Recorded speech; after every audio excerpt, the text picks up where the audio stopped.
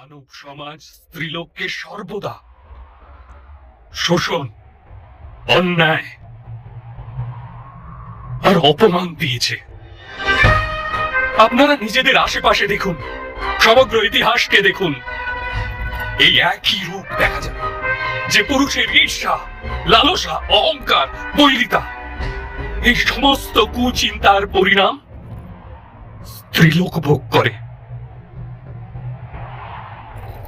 যুদ্ধ পুরুষ করে,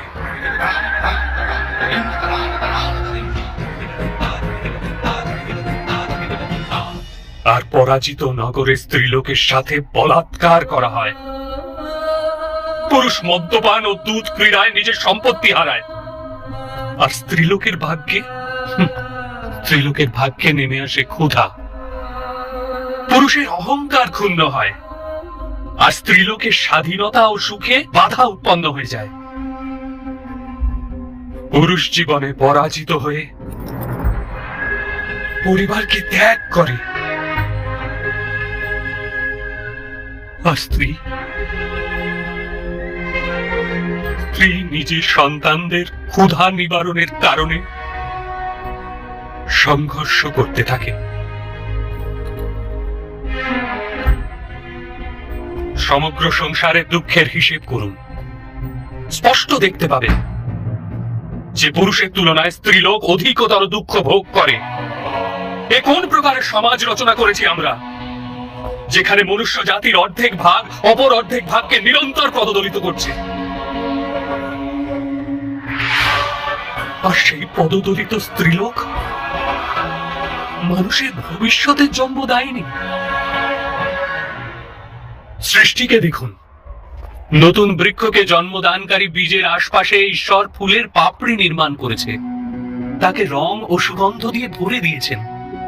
যেখানে ভবিষ্যতের জন্ম হয় সেখানে তো কেবল সৌন্দর্য, কেবল সুখ, সন্তোষ ও সম্মান হওয়া আবশ্যক নয় কি? কিন্তু সমাজ স্ত্রীলোককে দুঃখ দিয়ে সমগ্র ভবিষ্যৎকে দুঃখ দ্বারা পূর্ণ করতে থাকে।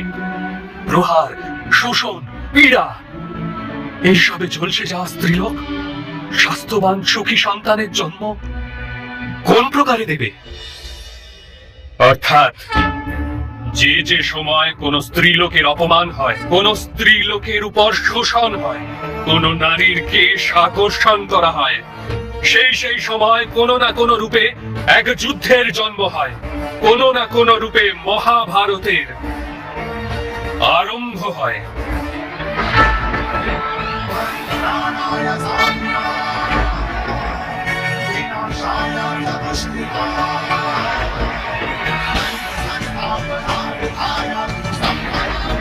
স্বয়ং বিচার করুন, বারংবার বিচার করুন।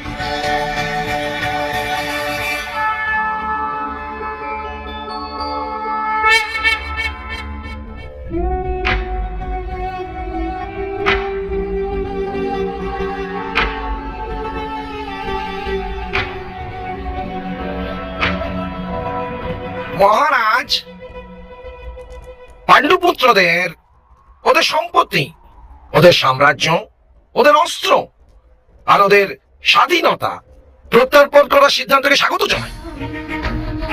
কিন্তু ভাগ্নে দুর্যোধনের বিরোধিতারও যুক্তি আছে মহারাজ। এই বিষয়ে আমি একটা মধ্যপন্থার উল্লেখ করতে পারি। যদি সভাসদগণ অনুমতি দেন তো আমি প্রস্তাব করতে পারি। তো শীঘ্রই বলো শকুনি, কি প্রকার মার্গ আছে? মহারাজ, 13 বৎসর আমার বাছা দুর্যোধন নিজে